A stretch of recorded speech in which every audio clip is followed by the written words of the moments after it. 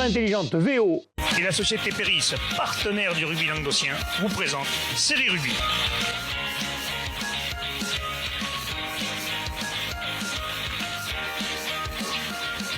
Bonjour mesdames, messieurs, bienvenue à Série Rugby, votre émission sur rugby amateur de la régionale à la fédérale. Avec mes serrales chroniqueurs, salut Joss. Salut Alain. Toujours en train d'essayer de me faire tromper, mais ça marche pas. Moi, jamais. Non, t'es pas comme ça. Salut Bubu. Salut Alain. Là, t'es l'ange Buffarel, là. Hein? Tu connais l'ange Buffarel? Il est tout calme là pour l'instant. Ouais, ça va pas durer. Ne cherche pas, j'étais venu avec de bonnes Voilà, intentions. tu vois, il était venu avec des bonnes intentions. Il est tout calme, laisse-le. Tout calme, tranquille. Bon, messieurs, on va voir les résultats parce que le résultat est important. Dernière journée. Dernière journée avant les finales départementales qui auront lieu ce week-end. D'ailleurs, vous verrez, demain, nous avons une émission. Nous recevrons le président du comité de l'Hérault. Et vendredi. Parce que les finales du dimanche du comité de l'Hérault seront diffusées sur Série Rugby, bien sûr. Et on dirait un petit mot vendredi sur les matchs qui se joueront dans les PO, le Gard et l'autre. On les annoncera toutes. Voilà, donc on va commencer tout de suite, messieurs, par la Régionale 3. La Régionale 3, la poule 1, c'est bon, bien une goutte de Perrier. Beaulieu recevait Marguerite, victoire de Beaulieu, 21-17. 21-17, ouais, dans ce match en haut de la poule, de cette poule 1. Un match sans enjeu parce que les deux équipes étaient déjà qualifiées, elles étaient sûres de conserver leur première et deuxième place.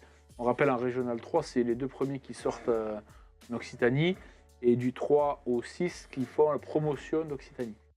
Donc pour ce match, les deux équipes avaient un peu fait tourner leur effectif. Il y a eu un match assez plaisant où ça a joué de toutes parts. On n'a pas trop tenté les pénalités au pied. Je crois que Beaulieu n'en a tenté qu'une et après ils ont tout joué. Les deux équipes se sont répondues chacune à leur tour pour tourner à 14 partout à la mi-temps. Après deux essais donc pour Beaulieu de Martinez et Tessonnier contre deux essais de Gouvernet et Garnier pour Marguerite. En deuxième période, Beaulieu va inscrire un troisième essai par Henri Galambrun. Il va transformer comme les deux premiers. C'est ça le marqueur, lui. Voilà. Ah, mais ils sont deux Galambrun. Il y a Pierre et Henri. C'est le marqueur, les deux. Ah, on voit leur nom. Henri, il bute en plus. C'est pour toutes les semaines, on voit leur nom. Comme ça, c'est réglé. Et Marguerite marquera juste une pénalité. Donc, on clôture le score à 21-17. Une belle après-midi où on a même vu le manager de Beaulieu rechausser les crampons.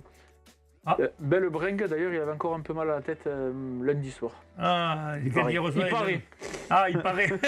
Je dis pas, parce que du coup, j'avais le résumé, j'ai eu que mardi, du coup. Essaye de là, voilà. Il y a des trucs, des fois, tu vois, tu te dis, est-ce qu'il l'a eu, est-ce qu'il l'a pas eu? Non, je l'ai eu. Bon, enfin. Allez, Stade Montfauconnet recevait Villeneuve-les-Maguelones, victoire de Villeneuve-les-Maguelones, 54-5. Gros score, hein. Ouais, gros score. Du coup, bonus offensif pour Villeneuve-les-Maguelones. Pas grand-chose à dire. Ouais, ça s'est joué à pas grand-chose. Hein.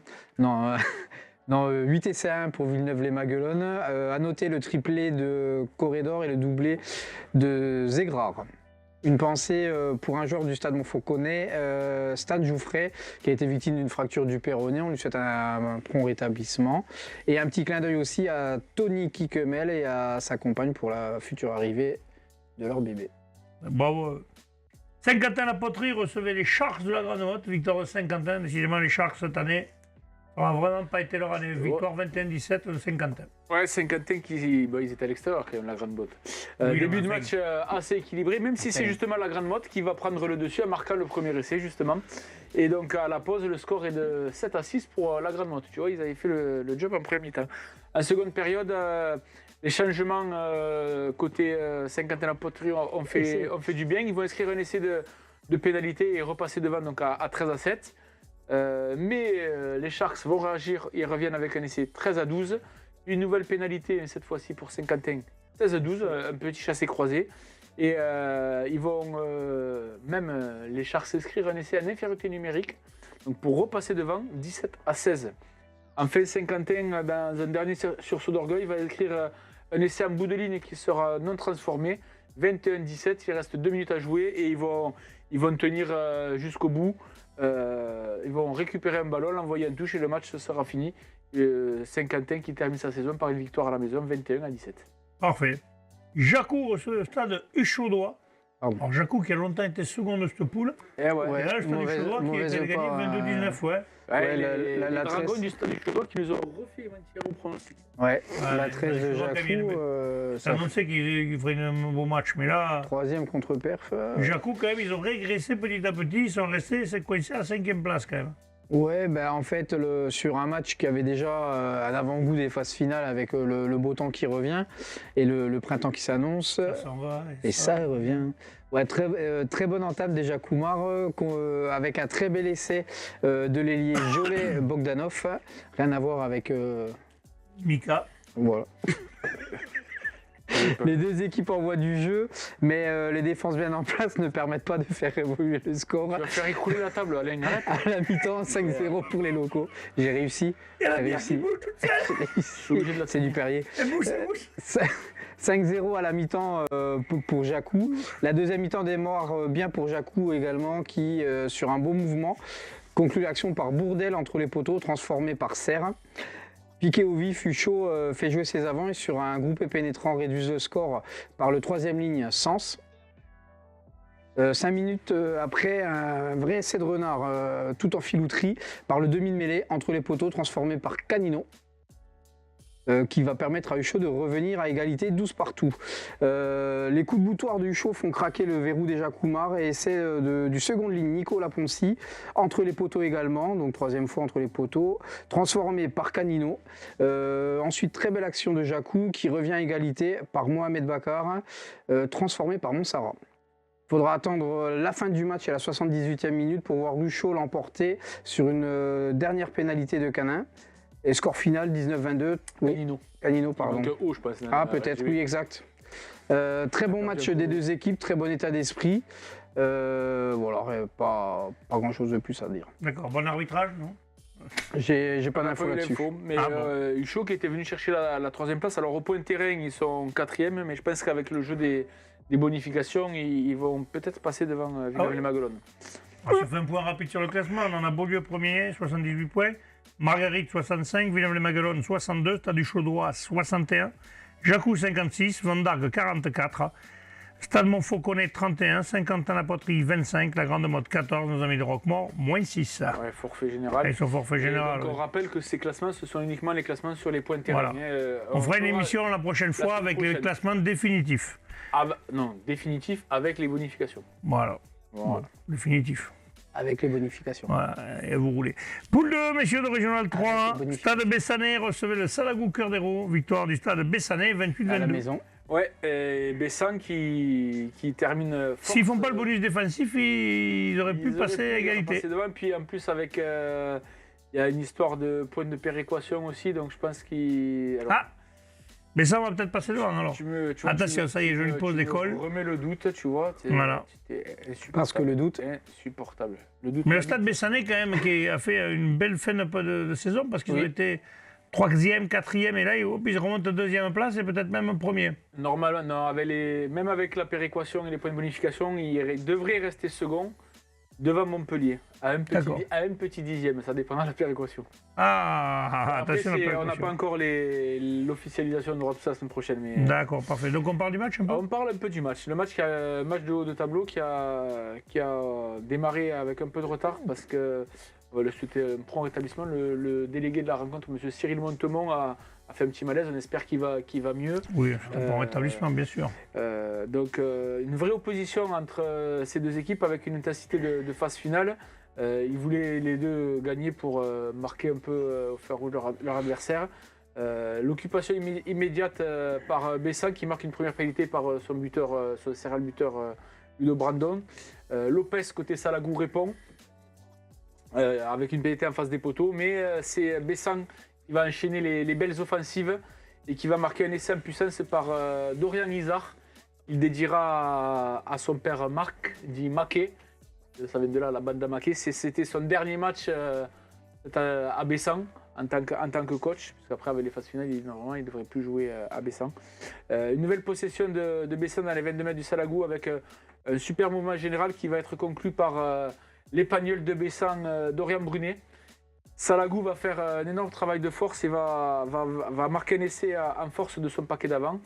Au retour des vestiaires, c'est Brandon qui va passer une pénalité de plus, puis Bessan va inscrire un troisième essai qui sera conclu après un magnifique 2 contre 1 d'école bien géré par Giner pour son Elia Mathieu.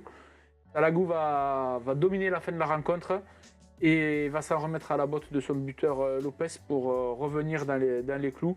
À la 77e minute de jeu, Ludo Brandon aura l'occasion de sortir Salagou du défensif. Et malheureusement, elle va passer à côté. Donc on en restera 28-22, victoire du Stade Bessadé à la maison. Parfait. Frontignan-Vélas recevait l'Entente du Val-Espire, les ours du Val-Espire qui sont à gagner 25-17. Ouais, au stade Freddy Bigotière à Frontignan, le Val-Espire, qui avait 2 objectifs sur ce déplacement, préparer sa finale du terroir contre le RAC, qui va se jouer ce week-end, et se qualifier au mieux pour la suite de l'Occitanie. Donc une première mi-temps qui fut de bon tonnage, comme on dit.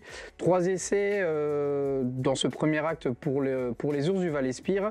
Donc des essais de Dorian Gutierrez, de Maxime Villasec et le dernier essai de André Palmera. Maxime Villasec que l'on va retrouver sur 2 transformations et une pénalité pour ce premier acte. On tourne à la mi-temps au Citron à 22-5, donc un essai non transformé pour Frontignan. En deuxième période, peut-être une petite baisse de régime, pensant déjà à la finale du week-end suivant pour les ours du Val-Espire, donnera raison à Frontignan qui marquera 2 essais. Et contre une pénalité toujours de Villasec pour les ours du Val-Espire. Donc victoire logique 25-17 pour l'Entente. Parfait. Metz recevait le Bassin Sud Minervois, victoire du Bassin Sud Minervois 22-13. Ouais, les joueurs du bassin qui se déplaçaient chez le dernier de la poule. Le bassin qui était toujours cantonné à sa 5e place. Oui, puis qui ne peut pas passer devant, il ne peut pas passer devant, il ne peut pas être rejoint. Un match qui se sont compliqués un peu tout seul. Hein. Ils n'ont pas vraiment concrétisé leurs bonnes actions. Ils ont fait beaucoup de fautes de main ou rendu beaucoup de ballons et fait beaucoup de fautes. Alors qu'ils ont joué quasiment une demi-heure dans le camp de Metz sans parvenir à scorer. On tourne à 3-7 pour les visiteurs donc à la mi-temps. Jamais vraiment être inquiétant pour la défense mésoise. En seconde mi-temps, ils vont revenir avec d'autres intentions. Ils vont être beaucoup plus dominateurs. Ils vont marquer 2 essais et ils vont être assez performants en défense. Ils vont rester concentrés alors que les joueurs de Metz, avec la fatigue, vont commencer un peu à perdre le contrôle. Et puis, ils vont perdre malheureusement le bonus le bonus offensif sur une dernière mêlée dans leurs 22 mètres où les Mésois vont réussir à inscrire un essai. Même si les joueurs du bassin ont quand même fait un match assez correct, ils n'ont quand même pas assez respecté leurs consignes. S'ils reproduisent ce genre de prestations en phase finale, ils pourront peut-être s'en mordre les doigts à la fin de la rencontre. Donc Metz a fait une partie correcte, une équipe solide qui manquait un peu de profondeur de banc comme tout au long de cette saison. Oui, ils ont une saison compliquée de ce côté-là. Montpellier, Stade Montpellierin recevait Marseillan, victoire du Stade Montpellierin 48-3, bonus offensif. Bonus offensif, pas grand chose à dire. 7 essais à 0 pour le Stade Montpellierin. Marseillan qui s'était déplacé à 18, qui ont réussi à tenir une mi-temps, puisqu'on vire au Citron à 10-3. Après, l'apport du banc fait la différence côté Montpellierin. Et du coup, à signaler les doublés de Carl Ribera à l'aile et de Hamish Macmillan au centre. Parfait. Un point sur le classement, allez, Salagou, Cœur des Rôles 52, Stade Bessanay 51, Stade Montpellierin 49, Entente du Val-Espire 47, Bassin Sud Minervois 40, Cabestany et Frontignan à 32 points. Lui. Monsieur. Fini, je te dirai. Moi. Vas-y, fini. Marseille en 16. C'est bon, je suis discipliné. Et Metz 10. Ça, c'est le classement définitif. Mais avant, sans compter les bonus, et là on parle de classement définitif direct. Avant, il y a une péréquation. Avant les bonifications. Il y a une péréquation. Ah, tout à l'heure on avait bonification. Bessan va passer premier et doubler Salagou. Comme il me semble qu'il y a Val-Espire aussi qui a une péréquation. Ah, mais tout à l'heure tu nous disais le contraire. Là. De quoi? Non. Non, il a dit qu'il n'était pas sûr. Ah, maintenant t'es sûr? Oui. Tout à l'heure je t'ai dit les projections avec le mosaïque et tout ça. Bon, il me complique la vie, lui. Parce que la poule d'avant, on avait des bonifications à venir. Là, on a eu des péréquations. Il y a la péréquation en plus. D'accord, ok. Donc on passe à la poule 3, messieurs. C'est les matchs qui n'ont pas pu se jouer. D'accord, oui, j'ai compris, ça va, je suis pas tombé non plus. Donc du coup, c'est les points qui vont être réattribués. Ouais, voilà. Qui Selon manquent ultérieurement. la victoire à l'extérieur. Parce qu'ils ont Au classement, suivi précédemment. Ils ont un match à moins en fait. D'accord. Allez, l'Olympique Minervois dans la poule 3, messieurs, recevait Toche Corbière. Il est blasé. Oh là là. Victoire de Toche Corbière, 24-12. 24-12. Les sangliers. Sur le très charmant stade de la Redorte, on en avait parlé la semaine dernière. Un match qui a été très engagé, mais dans un très bon état d'esprit. une solide et vaillante équipe de l'Olympique Minervois 15 qui ont pris Toch à son jeu, avec quelques molles bien enclenchés, une défense efficace, rugueuse et agressive. Une équipe de Toch qui avait quelques joueurs blessés et des suspendus. Donc ils ont fait jouer un peu la jeune génération avec le deuxième match de Louis, dit Louis Pelle-Ballet, et non pas Louis Biel-Béaré. Louis Pelle-Ballet. Mais quand même avec tout autant de talent, parce qu'à tout juste 18 ans, il a marqué super essai. Il n'a pas pris de râteau au moins. Non, c'est Pelle-Ballet, pas râteau. Ben oui, Pelle-Ballet. Donc premier essai avec sa vitesse et ses appuis. C'est dit je me suis, mais là il ne suit pas aujourd'hui. Non, il est concentré, il lit son prochain résumé, laisse-le se concentrer. Un F centré. Merci Bubu. Voilà. D'ailleurs, Louis Pelle-Ballet a été félicité par la mascotte du club Yves Bezzari à la fin du match. Donc c'est pour dire son talent. Toch va répliquer en touche avec des ballons, avec ses ballons, et en contre avec un beau retour de Théo Groyer qui a été impérial. En première mi-temps, plutôt en faveur de l'Olympique Minervois 15, qui était plus agressif. En seconde période, Toch va revenir avec d'autres intentions, remettre la main sur le ballon, beaucoup plus s'engager sur les phases de conquête et bien lancer la cavalerie derrière. Le banc a beaucoup apporté justement pour impulser ce nouveau souffle, que ce soit sur la ligne de trois quarts ou les avants. Un match assez engagé et respectueux avec une belle équipe de l'Olympique Minervois 15 qui, à la fin du match, a bien encouragé les Sangliers des Corbières pour les phases finales. D'accord. Victoire 24-12. Cornéan recevait Lioran, le derby de Ribot. Ben, le derby de Ribot reste à Cornéan, 26-25. Ouais, le derby de Ribot, comme tu dis, 26-25, ça s'est joué à pas grand-chose. Un match qui s'est joué dans un bon état d'esprit, avec un bon arbitrage. De M. Grotti, album. Juste parce que je ne l'avais pas noté, mais je l'ai regardé du coup. En fait, il garde les infos, tu vois. Mais non, c'est que pour intervenir de temps en temps. C'est ça. Ah, mais ça fait vivre le débat et tout, voilà, je trouve ça sympa. Pour donner c'est bien c'est interactif, dynamisme. tu vois, ouais. Mesdames, messieurs, Donc, nous frôlons le très haut niveau. On voit ta bière à l'écran, en fait, but. Elle est vide. Faux fou. C'était pas du Perrier, on m'aurait menti. Ah, bien sûr, en plein gré. Cornéan débute le match et domine les débats. Ils vont d'ailleurs marquer une pénalité par Quentin Benoît. Ensuite, Laurent va marquer un essai par Robin entre les poteaux et qui sera transformé. Cornéan va revenir grâce au jeu de ses avants et au poids et à l'impact qu'ils vont mettre. Ils vont dominer tous les débats dans ce jeu en mettant Lioran plus souvent à la faute. Et à la faute sur leur ligne, pardon. Lioran, suite à plusieurs fautes, vont prendre un carton blanc. Cornéan va en profiter pour marquer un essai par Malherbe. Félicitations à lui pour son jubilé d'ailleurs. Oui, et Tristan Barbeau aussi. Ah oui. Ah, tu la savais pas celle-là, tu vois. Mais tu n'as pas Facebook alors. Oh. Nous on l'a vu sur Facebook. Oh, putain. Voilà, oh, donc après, Cornéan va très vite... Ils ont laissé la môme sur le terrain. Donc Cornéan va très vite revenir dans le camp des Lioranais et ils vont parvenir à mettre une pénalité sur une pénalité. Sur une deuxième incursion dans le terrain des locaux, Lioran va marquer un essai en force qui ne sera pas transformé non plus. Cornéan continue de dominer les débats et marque une dernière pénalité avant la mi-temps. En deuxième mi-temps plus intense, mais qui va aboutir à une pénalité de Lioran qui va passer, par la suite du jeu stérile des deux côtés. Et sur un contre-chance, c'est Cabrol, le 10 de Lioran, qui va parvenir à marquer entre les poteaux. Essai qui sera transformé ce coup-ci et qui sera suivi par une autre pénalité. Du coup, Lioran mène 16-25 à ce moment-là. Il reste 13 minutes et sur le Money Time, les joueurs de la colline ne vont pas lâcher, ne vont pas baisser les bras et envoyer du jeu, notamment avec un super match de Lucas Magnan qui est passé en neuf et qui a réussi à tout dynamiser, à remettre du rythme et il va parvenir à marquer, ils vont revenir dans leur camp. Lioran, encore une fois, va faire de nombreuses fautes et vont donner la possibilité à Benoît de marquer la pénalité de la gagne. D'accord, pénalité de Quentin Benoît. 26-25. 26-25. L'avenir Salanquais recevait l'Union catalane, un bon derby catalan. Là. Ouais. Victoire de l'avenir Salanquais, 23-13. Ouais, entre les deux mal classés de cette poule, pour le compte de la dernière journée, c'est l'avenir Salanquais qui recevait l'Union catalane dans un match sans enjeu. Les locaux au stade de Villeneuve de la Salanque ont mieux entamé la rencontre et avec deux pénalités d'Estaben et deux essais transformés de Reyes et de Biel pour atteindre le score de 20-0 à la mi-temps. Au retour des vestiaires, qu'est-ce que vous avez les deux fous là? Au retour des vestiaires, ce sont Ça ne doit pas être filmé. les joueurs de l'Union catalane qui vont réagir. Et en un quart d'heure, ils vont inscrire 2 essais par Oules et Esposito, pardon, plus une pénalité de la caille, donc ils reviennent à 20-13 à la 52e minute de jeu.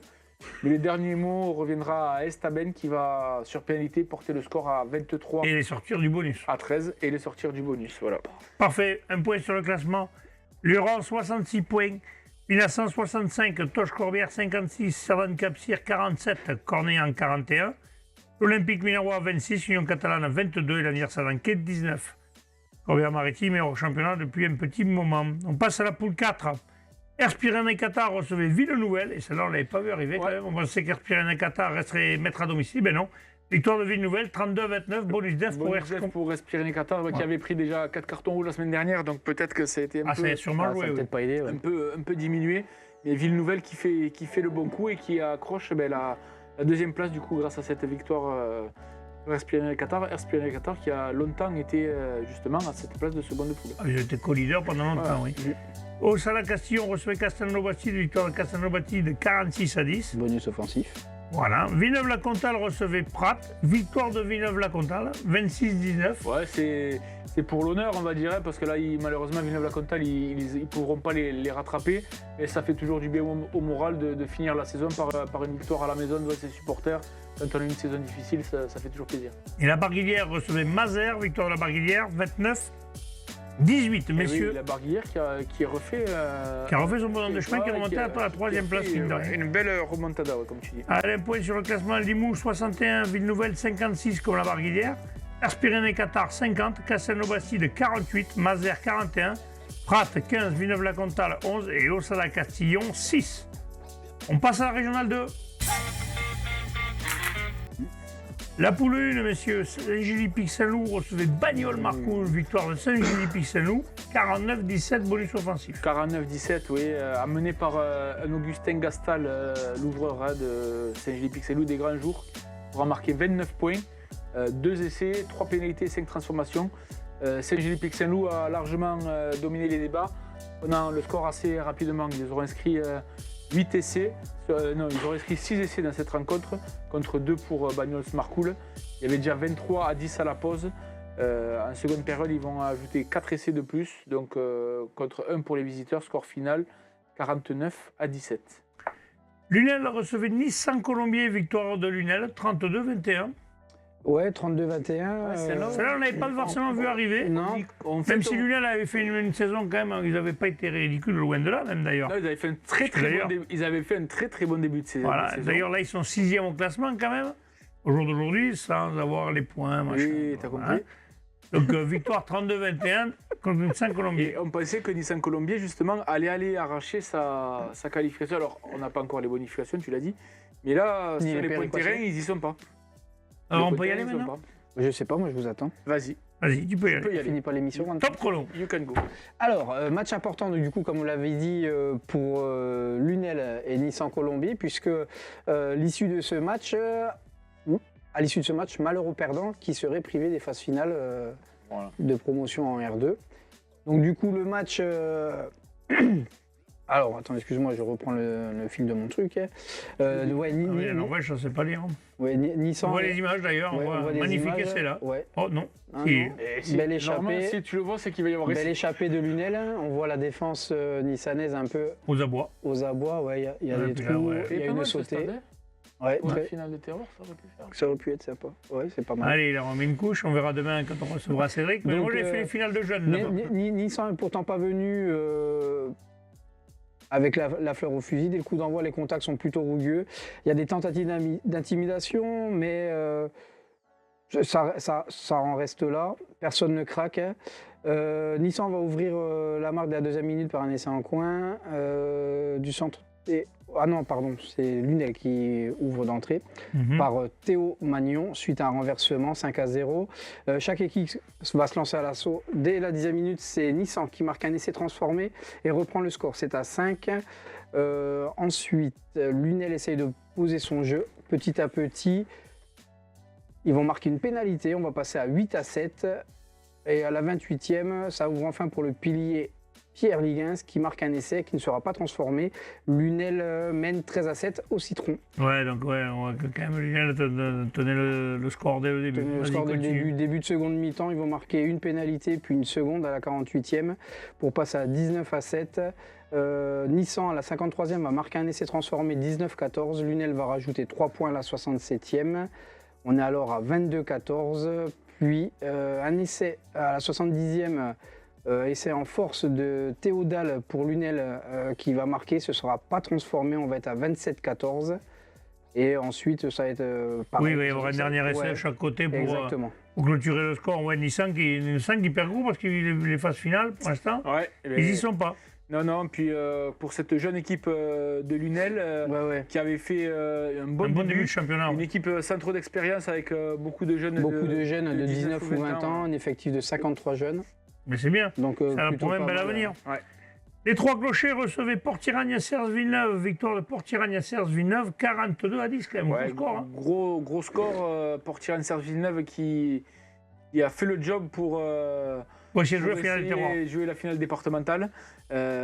Seychinian a tenu une mi-temps, mais Port-Tiragna-Serre-Villeneuve a dominé toute la rencontre.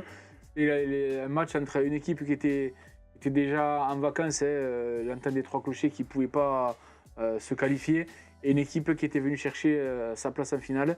Le score ils ont fait le job. Voilà, anecdotique, ils ont fait le taf, mais comme Murviel, on va le voir après, a gagné à Montréal-Montady, ça ne sera pas suffisant pour les joueurs de l'ESPCV. Montréal-Montady, justement, qui recevait Murviel-Tézan, victoire de Murviel-Tézan extérieur, 20-15. C'est qui? Et Joss. Je le fasse? Comme tu veux. Je le fais. Allez, vas-y. Donc Montréal-Montady qui recevait Montréal-Montady leader invaincu, qui recevait Murviel-Tézan qui était au coude à coude, je viens de le dire, avec Port-Tiragna-Serre-Villeneuve pour cette place en finale départementale. Et le match a plutôt mal démarré pour Murviel-Tézan car après 10 minutes de jeu, monsieur l'arbitre va sortir un carton rouge sur l'adjoint terrain, l'entraîneur adjoint Sylvain Ruffin, pour des contestations de décision. Donc, du coup, Murviel-Tézan va être obligé de sortir un joueur. Et ce sera l'ailier droit Simon Herman qui va rejoindre le banc de touche. Mais cette décision va certainement forger un peu la victoire des joueurs de Murviel-Tézan, car ils vont encore plus se resserrer.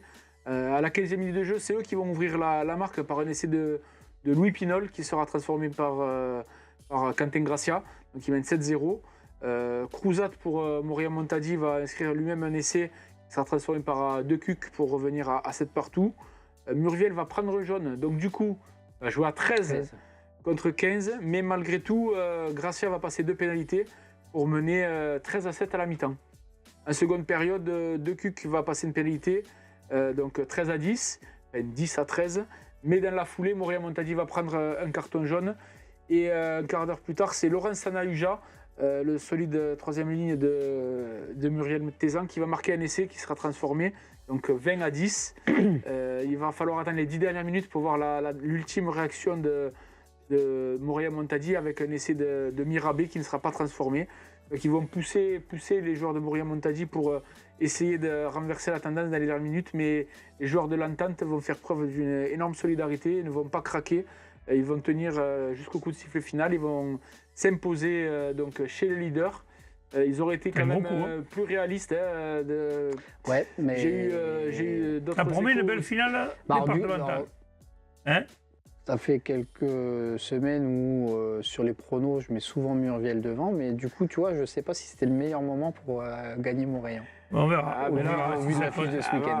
Avant la finale, c'est sûr que ça risque de. C'est sûr que ça risque de les surmotiver, mais Montréal, quand même, à un de plus, aura eu les occasions, mais ils n'ont pas su les concrétiser. Ce que Murviel-Tézan a su très bien faire. Un point sur le classement, messieurs. Montréal-Montady, 52, Murviel-Tézan et l'ESPCV à 46 points. Saint-Gilles, 38, ainsi que Saint-Gilles-Pic-Saint-Loup. Lunel, à 30. Bagnols-Marcoul et Nissan à 29 points. L'entente des trois clochers à 21. On passe à la poule 2, messieurs. Alaric reçoit Olonzac Minervois. Bon, là, il n'y a pas eu photo. Victoire 40-14. Bonus offensif pour Ouais, Olonzac, c'est annoncé, parce que Olonzac, Olonzac, cette année, c'est l'équipe qui tombe très très fort. Leader incontesté de la poule qui Qui aussi ont bien préparé leur finale des terroirs. voilà, qui n'a laissé aucune place au hasard. Il menait 26-7 à la mi-temps. Il y avait eu déjà un essai assez rapide de Fort, puis un doublé de Cosinus en première période et un essai de Durand. Il a pris la tangente ou pas? C'est quoi, je voulais te répondre avec un truc mathématique, mais comme je suis nul en maths, je la trouve pas là. Après une Non, belle il a pris une diagonale. parallèle. Il a pris la parallèle. Moi, m'en parlez Non. pas, parce que si Donc- je continue cette tangente, je n'aurais jamais été mes copains. D'ailleurs, Cosinus qui fait une superbe saison, on l'a déjà dit, qui Oui. est leader au nombre d'essais. Au nombre d'essais. Il va même inscrire un troisième en deuxième période. Hein, donc, Ah. Alors, comme ça, au moins. donc, Serial marqueur. Donc voilà, même si voilà, Alaric va réagir par un essai de Robert à la demi-heure de jeu en première période et un essai assez rapide en deuxième période de Lema, mais finalement Olonzac ne va vraiment pas faire, ne va pas trembler, il va s'imposer 40-14. Ponteilla recevait le REC, l'entente du Cabardès, victoire de Ponteilla, 31-13. Ouais, Ponteilla s'impose sur ses terres contre le Cabardès sans trop trembler, hein, 31-13 comme tu viens de le dire. Pourtant à la mi-temps, il n'y avait que 14-10, tout s'est joué, il y avait 14-10, donc c'était plutôt serré. Ponteilla tenait la barque. C'est en deuxième mi-temps que ça va se jouer. Le Cabardès a noté quand même qu'ils se sont présentés avec 19 joueurs. Oui. Donc c'est compliqué de gagner à 19. Voilà. Hein. Une première mi-temps plutôt équilibrée entre les deux équipes. Cabardès ouvre la marque avec une pénalité aussitôt comblée par une pénalité des locaux par Juni. Ce dernier récidive à la 12e minute pour donner l'avantage à Ponteilla 6-3. Profitant d'une double supériorité numérique, Cabardès marque un essai de Salvatella transformé par Mestre 6-10. Puis à la 30e minute, c'est Bonneton qui marque en force pour Ponteilla 11-10. Dernière pénalité de Juni qui porte le score à la mi-temps 14-10 comme on l'a dit précédemment pour Ponteilla. La seconde période est uniquement à l'avantage de Ponteilla qui marquera 3 essais par Rémence, Lavenu et Lopez. Contre une seule pénalité pour Cabardès, score final 31-13, bonus offensif. Victoire qui assure la 5e place et la qualif en promotion R2 pour les Catalans. Parfait. Canet devait recevoir le foyer laïque Auvergne. Le foyer laïque Auvergne a déclaré forfait, donc forfait général. La Contre-Chose recevait l'entente de la tête. C'était un derby, mais l'entente de la tête a gagné la tête et les épaules, 33-12. Ouais, 33-12, mais là aussi, il n'y avait que 15-12 à la mi-temps pour l'entente de la tête. Hein. La Contre-Chose les a bien accrochés en première période. Thomas Robinet, infatigable, va inscrire assez rapidement un essai, puis un deuxième de Medjahed. Donc c'est même la Contre-Chose qui va avoir le score, qui a mené les débats en première période, avant que la tête inscrive 2 essais coup sur coup juste avant la mi-temps par Vidal, un doublé 37e et 40e, pour mener 15-12 au Citron.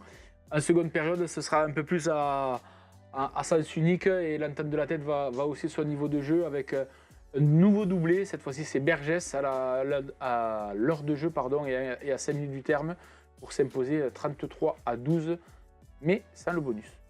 Un point sur le classement, Olonzac premier à 70 points, l'entente de la tête 64, Canet 48, Ouillan-Cuxal, Salel 45, Ponteilla 41, Alaric 30, le Cabardès à 29, la Contre-Chose à 20, messieurs, le foyer laïque, bien sûr, il est sorti des points.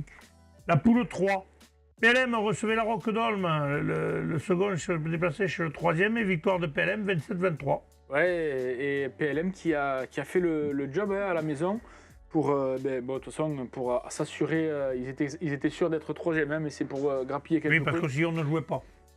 Donc ils ne pouvaient pas être rejoints.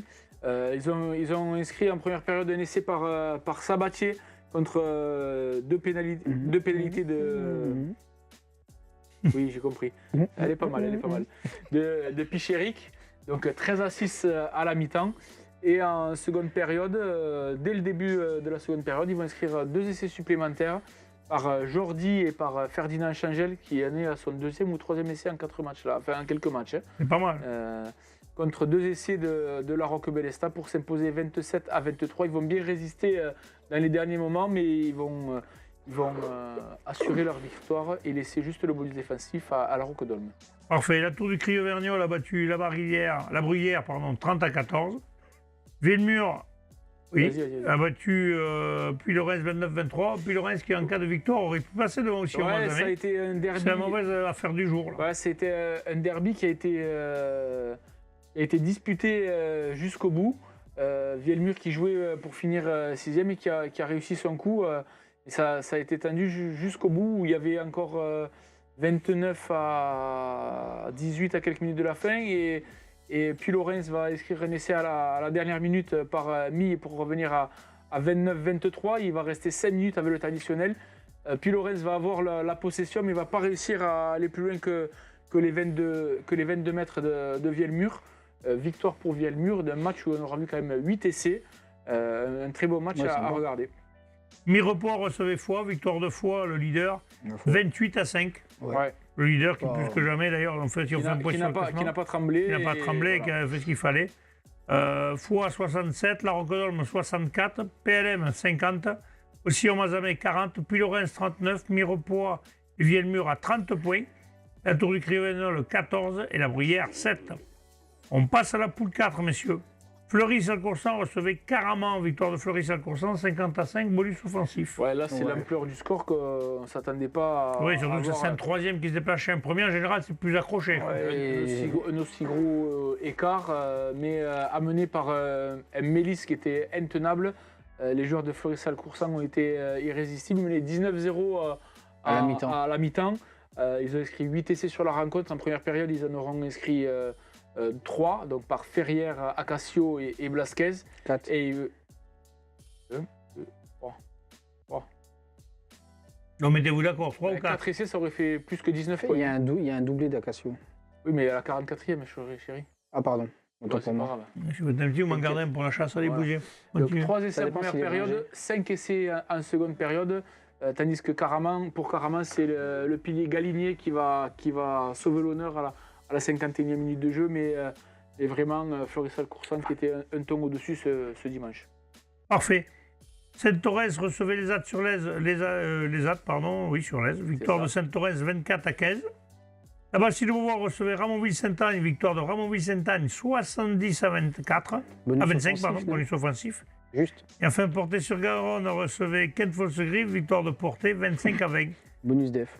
Au classement, Fleury-Salcoursan 67, Ramonville-Sainte-Agne 53, Caraman 47, les Attes-sur-l'Aise et Sainte-Thorens à 37, Portée-sur-Garonne 34, Kent-Fossegrive 33, Rubis-Pays-d'Aulne 26 et la Bastille de Beauvoir 9. On passe, messieurs, à la poule 8. Séverac, on parle de la table qui bouge, moi je la fais bouger un peu, mais eux ils sont en train de plus monter. Elle fait que descendre, ça me gonfle. Séverac recevait Rabastens-Coufouleux, victoire de Rabastens-Coufouleux 47-11. Ouais, et pourtant c'est Séverac qui avait dominé le début de la rencontre, qui va prendre le score, il va mener rapidement 6-0 grâce à 2 pénalités de son buteur Lafont. Mais Rabastens va réagir, va inscrire un essai transformé. Le jeu va s'équilibrer. Arrêtez de bouger avec votre tabouret, on entend que ça, là. Crac. On ne peut pas arrêter de bouger, là WD-40. Ouais, ben, bougez plus. Le jeu va s'équilibrer, mais ce sont les Tarnais qui vont inscrire un nouvel essai transformé pour passer à 14-7. Séverac va remettre un peu la main sur le ballon, réussir à dominer et marquer un superbe essai par Simon Vincent. On tourne donc à 14-11 pour Rabastens-Coufouleux à la demi-heure de jeu. On aura déjà vu 4 essais quand même. 3 essais, pardon. Après, ça va se compliquer. Rabastens-Coufouleux va accélérer. Les Séveraguais vont encaisser 4 essais, dont 3 sur des erreurs qui auraient pu se passer. Dommage pour Séverac, mais ils ont beaucoup trop subi en seconde période pour tenir face à cette très belle équipe tarnaise. Parfait. Mande-Lozère recevait Carmaux, victoire de Mende 34-17. Oui, Mende qui recevait Carmaux sur ses terrains a offert un très joli spectacle. La victoire est impérative pour la qualif. À ses supporters avec deux victoires décisives face à Carmaux. Victoire en équipe réserve sur le score de 22-8 qui menait 10-0 à la mi-temps. Et la réserve qui a été très bien suivie par l'équipe première dont l'objectif était clair, confirmer leur place en phase finale. Ils n'ont pas laissé de place au doute.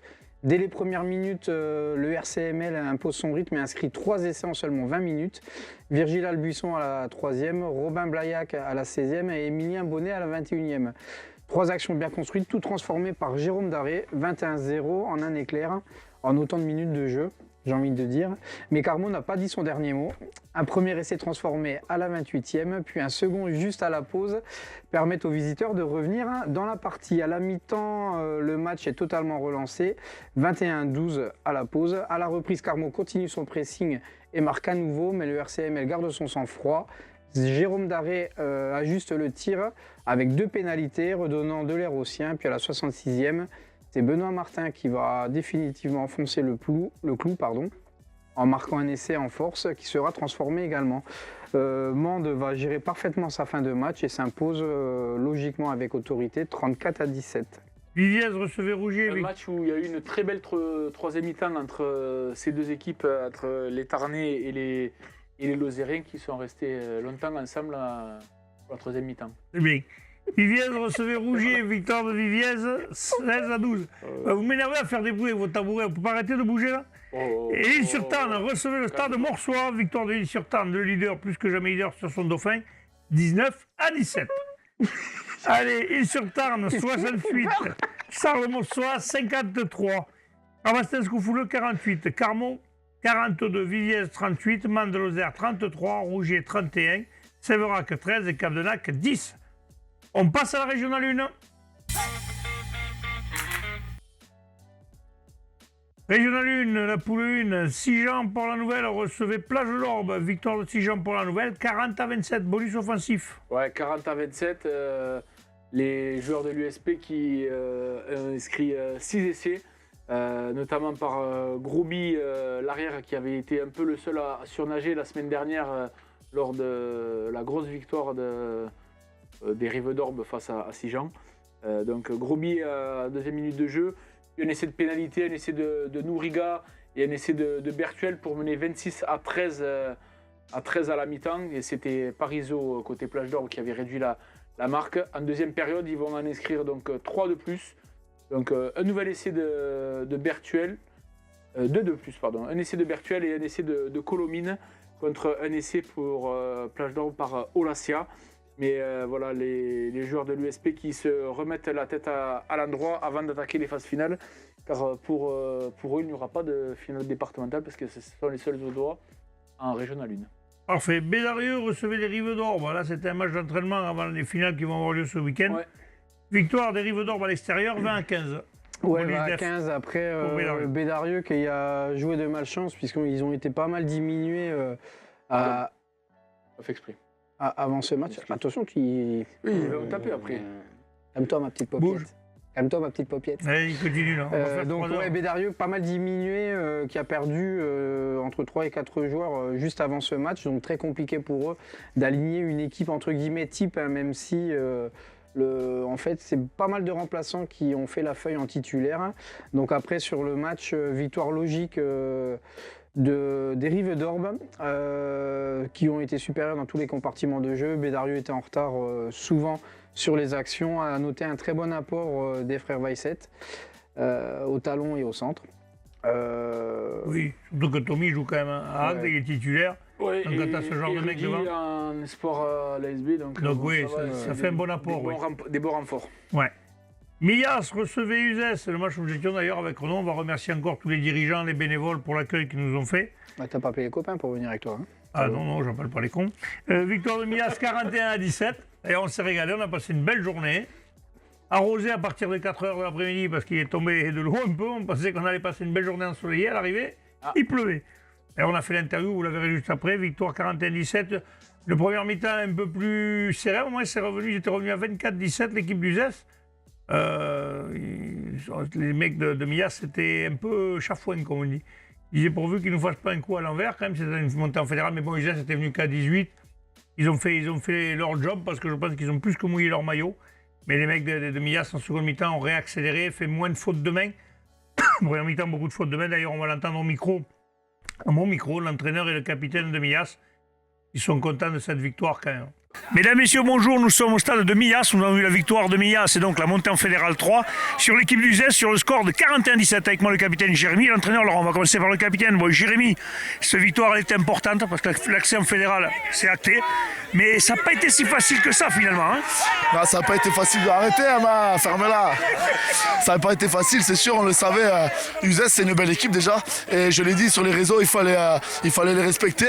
On savait que voilà, la Fédéral 3 elle nous tendait les bras. Il fallait vraiment un cataclysme pour qu'on ne passe pas. Et du coup, je pense qu'on s'y voyait déjà et on a tous voulu faire la nôtre. On a des jeux, on a oublié un peu les fondamentaux. Mais bon, on a bien fini quand même. Ça veut dire que physiquement, on est prêt. Maintenant, il faut continuer à travailler parce qu'il nous faut un plan de shot. Bah ouais, parce qu'à force de faire des phases finales, on vous les voit à chaque fois, mais on a envie que vous en souviez quand même. Ça serait bien quand même. Toi, le premier, on a envie d'aller chercher quelque chose. Hein. Moi, je suis sur les dernières années. Je repousse à chaque fois. Mais ouais, franchement, on nous a appelé dans la presse le prince sans couronne et moi, ça m'a piqué. Parce que moi, c'est pas la place que je veux. Je veux qu'on gagne le respect et qu'on valide les années qui viennent de se passer avec un plan de shot, un bout de bois. Ouais. Honnêtement, si les mecs ne respectent pas avec les matchs que vous faites, quand même, c'est qu'ils connaissent rien au rugby. Laurent, je suppose un entraîneur content parce que même s'il n'y a pas eu la manière, l'essentiel est fait, quoi qu'on en dise. Oui, l'essentiel est fait. On est content sur l'ensemble de la saison. On fait du jeu, on prend du plaisir sur le terrain, on a du monde au stade. Donc oui, on est content, même si la manière, tout n'est pas parfait, loin de là. On a un peu pas le PG des ballons quand il fallait pas. Mais bon, l'essentiel est là, on a gagné, on est content pour l'école de rugby, tous les éducateurs, tous les bénévoles, et on a des dirigeants, vraiment, il faut le dire. Et il y a des mecs qui ont travaillé le soir après leur travail pour faire la buvette. Voilà, ça faisait le placo jusqu'à 11h du soir pour qu'on puisse boire des bières. Voilà, c'est pour eux quoi. Vraiment, c'est pour eux. C'est pour eux et c'est pour aussi notre chauffeur de bus, Yaya, qui nous a quittés hier, à qui on était très attachés. Et on a une grosse pensée pour lui. Et cette année, comme pour tous ceux qui sont disparus cette année, ouais. On va aller le chercher. C'est une année chargée, donc cette année, il faut essayer d'aller faire un bout de bois, non? Ils sont avec nous, ils nous poussent et on va faire ça pour eux. Eh bien, messieurs, je vous le souhaite. Je vous rappelle la victoire de Millas sur l'équipe d'Uzès sur le score de 41 à 17. Pardon. On se retrouve mardi et mercredi sur Série Rugby. Merci, transpirez bien sur tous les terrains. Ciao, ciao. On l'a vu, ils l'ont dit. Hein. Ils ont remercié. Ouais, j'ai un chat dans la gorge parce que je vois que ça part pas, je sais plus où j'en suis. Moi. Donc nos amis de Millas qui quand même étaient contents de cette victoire, même si pour eux la Fédéral 3 c'est une chose, mais ils aimeraient bien ramener autre chose pour finir les régionales, parce que quand même chaque année ils ont joué des finales. Promis, je filmerai pas. Je ne filmerai pas, promis, c'est moi le champion. De toute façon, il y avait une affiche avec ta tête à l'entrée marquée Wanted. Wanted. Si vous le voyez, ne laissez pas rentrer. Jérémy m'a dit on est content que ce soit toi qui sois venu, pas Bibu. Non, je déconne, il m'a pas dit. Bon allez, on finit après. Poussin devait recevoir Mongo Carlon forfait de la première de Mongo. Et donc forfait général parce que c'est le troisième. Voilà. C'est triste sur la dernière journée. C'est dommage de pas réussir à honorer le dernier match. Bon, du coup, ça a un peu bousculé les. J'ai remis le classement à jour avec les points de tout le monde. Je me suis pas trompé. Si, je me suis pas trompé. Et enfin le dernier, Espalion recevait Revel, pas une grosse surprise, victoire d'Espalion, 54 à 17, bonus offensif. Ouais, 8 essais à 3 pour les Nord-Aveyronais qui en ont inscrit 3 en 17 minutes, même si Revel avait répliqué par un essai de son troisième ligne centre. À la mi-temps, il y avait 28 à 5 pour les Aveyronnais. 4 essais de plus seront ajoutés par Espalion en seconde période contre 2 pour Revel en 5 minutes juste avant l'heure de jeu, victoire finale donc 54 à 17 qui permet à Espalion de rester au contact de cette 5e place avec Bédarieux parce qu'il me semble qu'avec les points de bonification selon les projections, ça se pourrait qu'il double Bédarieux. Il double Bédarieux, ouais, parce que quand même les autres ils sont 9 points devant, quand même ils ne doubleront pas, je pense pas les rives quand même.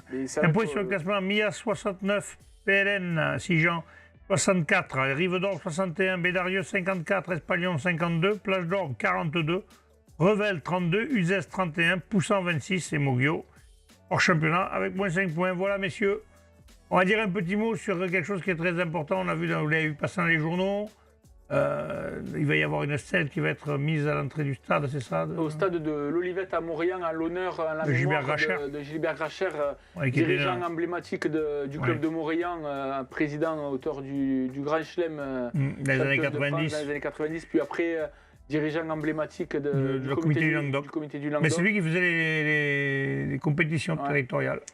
Et donc il est décédé en début d'année dernière et là ils vont lui rendre un hommage samedi. Donc rendez-vous au cimetière de Montels d'abord, puis après devant le stade pour Et après, ils vont boire un coup chez José. Voilà. Et après, ils iront boire un coup chez Et après, il y aura les finales départementales ou de terroir, vous les appelez comme vous voulez. Hein, voilà. Avec modération. Toujours avec modération. Si un jour tu me le trouves, tu me l'amènes. Donc, messieurs, je vous remercie. Toujours été avec son cousin.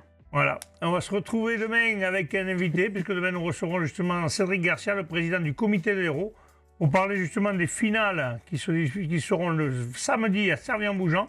Servien, exactement, même. C'est pas à Servien-Bougeant, c'est à Servien. Et le dimanche à Capestan. Je vous rappelle, nous diffuserons les finales du dimanche, puisque samedi, nous ne pouvons pas être là. Présent, malheureusement. C'est ça? Exactement. C'est bon, messieurs. Au revoir. Transpirez bien sur tous les terrains. Allez, salut. Ciao, bonsoir.